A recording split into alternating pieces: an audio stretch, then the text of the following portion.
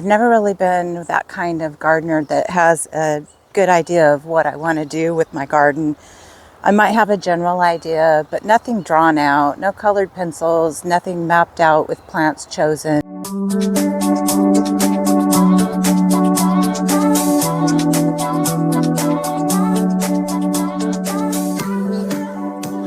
Welcome to Garden Discovery in my California garden. My name is Kelly. I have a garden here in Central Coast, California, Zone 9B. I grow a lot of perennials, annuals, succulents, cacti. I mix it all in, and I try to plant things that have low water needs. I generally look at the area of the garden, study the landscape, and something typically comes to mind and morphs over time.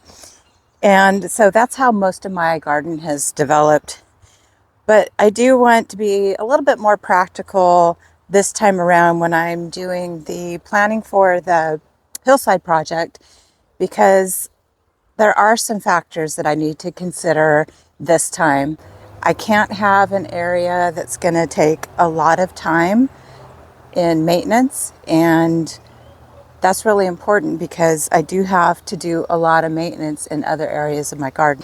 And another thing I need to keep in mind is that I'm not getting any younger. I'm getting close to 60 years old, and this is a lot of work out in the garden, not the rock garden, but the spiral in the middle section of the garden, quite a bit of work, and I enjoy it. But I just have to be realistic about myself and my abilities, and I'm not going to be able to spend a lot of time, if any, down on the hillside. So important for me to, number one, choose plants that are not going to need to be watered, that can be self-maintained, such as Big Mama. And number two, I don't want to be spending a lot of money on plants, so I'm going to be taking cuttings from what I have. I might get one or two things because, you know, me and plants, I love to go plant nursery shopping. It's so much fun. But I have to be realistic in the plants that I choose, the money I spend, because I don't have a budget for the hillside project. And you know, you can do a garden without a budget. Yes, you can. I have done a lot of my garden with no budget, and so it can be done. I can take seed from the alyssum and sprinkle it on the hillside so that I have some color if I want. And I can plant daffodil bulbs too. When the fall comes around, I can put some daffodil bulbs down there and they'll do just fine, and I'll get some color along the hillside from the daffodils, and that's a good option too because I don't have to worry about gophers getting them. They won't bother. They might roll the bulbs around, but they won't eat them because they're poisonous. And so the daffodils are going to be a good option for me to plant. And what I do, and this is a tip for you too, and hopefully it's helpful, is that if I have a certain time of year that I need to think about planting something like bulbs and it's a ways away, what I do is I put a memo in my phone calendar that says plant bulbs, say in November. And so plant daffodil bulbs in November on my phone will come up come November, and I'm like, oh yeah, I wanted to plant daffodil bulbs on the hillside. So that's a good pointer for you, is to use your phone calendar or a written calendar and just plug in little things that you want to do throughout the garden in the year coming, and different times of year you can plug in those things that, so you don't forget, it'll be on your phone or on your calendar and you can do those tasks. So I find it really helps to give myself reminders like that on my phone. So while I'm thinking about this, I want to pass it along to you. We'll take a look at the spiral section. Now, this area of the garden is a lot of upkeep, especially in the spring and the summertime. There's a lot of deadheading that needs to be done. I like that cottage garden look, and I'm able to have it for part of the year here in the spiral, but I do have to do a lot of maintenance here. So this is one area of the garden that requires me to be in it a lot, doing deadheading, pulling out weeds, pruning things, watering. I really have to think about these things in the new project, and I have to think about, okay, I don't have a lot of time to be spending on that hillside.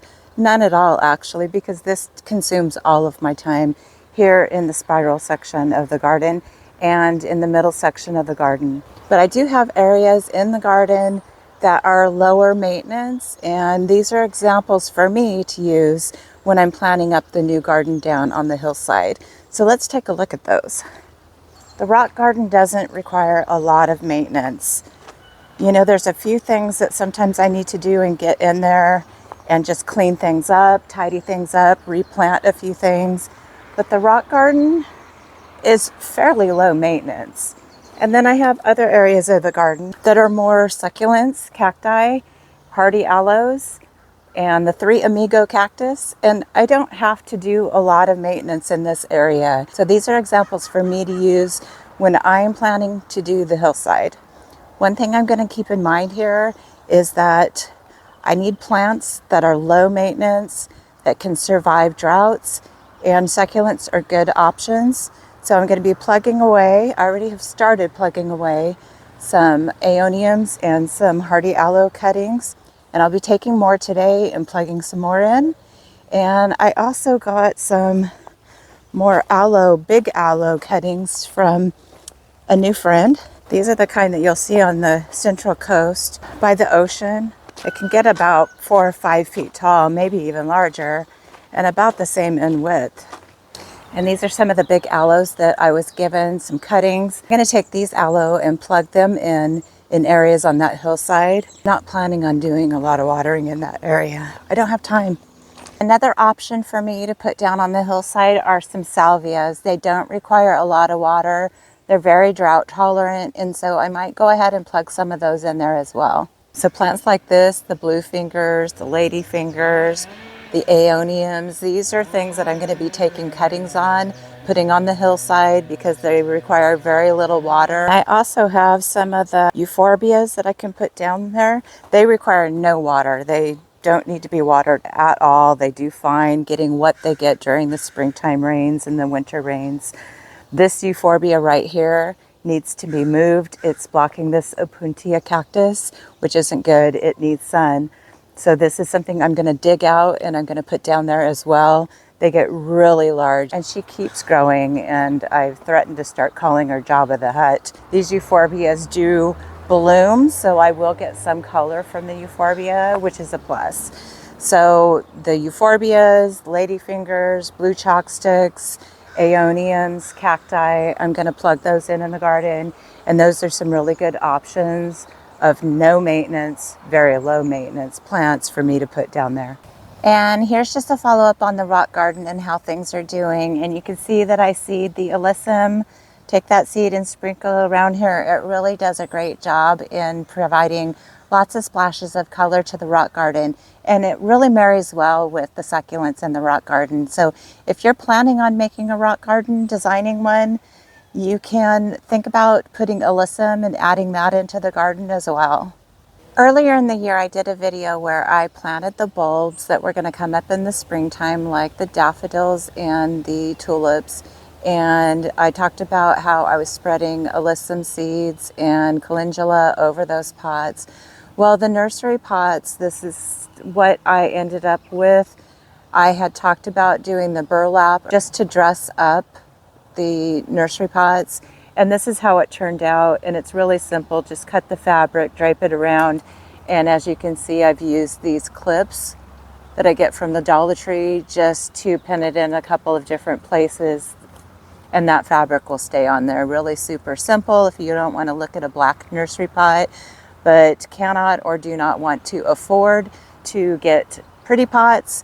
Then you can just dress it up, and you can use burlap strips like this, or fabric. If you have any kind of used fabric that you want to repurpose or upcycle, you can certainly use that. A gingham pattern, a plaid would be really cute. Even solid colors would work really well. Just drape it around, cut it to size, drape it around, and pin it on the back with some simple clips. Really easy way to dress up a nursery container. Tomorrow, Mary Bell from Iron Pony Nursery and I are going to have a day out, and we're going to go have fun. I'm going to take her to all my other nurseries that I like to visit, introduce her to Manny and to Jose, and go over to Sweet Pea Antiques. We'll see Debbie, and she can get a look at some of the neat things Debbie has at the shop there. Maribel has a lot of the same tastes that I do in gardening. She likes that rustic charm kind of look in the garden and the accents with rustic kind of things. And hey, Larry. Hey, Larry's here. Hey, buddy, come here. Come say hi. Come here. Come on. Come say hi. He's being shy today. So I'm excited because I'm going to take Maribel out and we're going to go and have a day out, enjoy some antiquing and some plant shopping, and just introduce her to some of the other people that I have in my plant world. And that's always a lot of fun. So really looking forward to that. Maribel came over for the first time to the garden and took a look at the garden. And that was a lot of fun. Really enjoyed sharing with her gardening and ideas and bouncing things off of each other. And if you don't have people who garden in your life and you're a new gardener, really important to hook up with other gardeners in your area. And, it's just, you can learn so much from other people. So really important is that you find some people in your area where you live that like to garden and share each other's gardens. And it's just so much fun and so worthwhile spending your time getting to know other gardeners. There may be some of you who haven't seen the video that I did at Iron Pony Nursery, and that's Maribel's nursery. And if you haven't seen that, go ahead and check that out. I'll put a link to the video in the description and a link to Iron Pony. If you live locally in Monterey County, you can go visit Maribel and Ed Salinas at Iron Pony Nursery and take a look over there. It's a really fun place to shop. And it feels more like being in a little garden. So it's really, really a fun, worthwhile time to go see Maribel and to experience Iron Pony Nursery. So I'll put a link to Iron Pony and Iron Pony video that I did with Maribel in the description of the video.